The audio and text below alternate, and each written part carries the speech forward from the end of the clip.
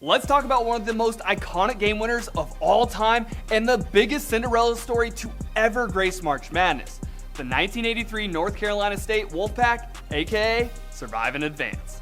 Entering the ACC tournament in 1983, young, energetic coach Jim Valvano and the Wolfpack were in do-or-die mode just to sniff March Madness.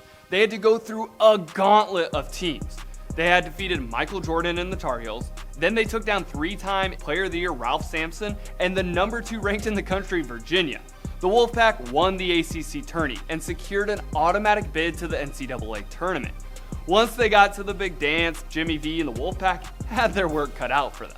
Selected to the West region, their first game against Pepperdine went to double overtime before they advanced. In the second round, they took down UNLV and coaching legend Jerry Tarkanian, giving the Running Rebels only their 3rd loss of the season, and advanced to the Sweet 16. The team of destiny didn't have to sweat this game out. NC State easily handled Utah. The win set up a rematch with their conference rival Virginia. They beat them once when it mattered, but could they do it again? The Wolfpack squeaked by, winning 63-62 after Sampson missed a shot as time expired. They survived and advanced.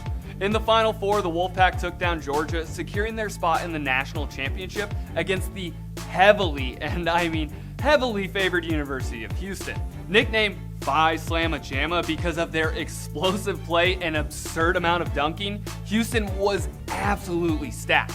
They had 2 future Hall of Famers in Clyde Drexler and Hakeem Olajuwon. Houston had way more talent, but NC State had more grit and played really smart.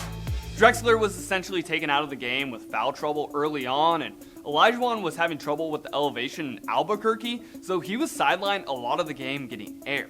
Houston had to slow down their game, which played in the favor of NC State. With 5 seconds left on the clock, Derek Wittenberg threw up a shot from 35 feet out. It was online, but way short. Hakeem was down there by the ball, but hesitated grabbing the ball because he didn't want to get called for goaltending. Wolfpack center Lorenzo Charles used Hakeem's hesitation to his advantage and grabbed the ball out of the air and dunked it as time expired, making NC State's epic Cinderella run come to a close with the happiest of endings, being named national champions.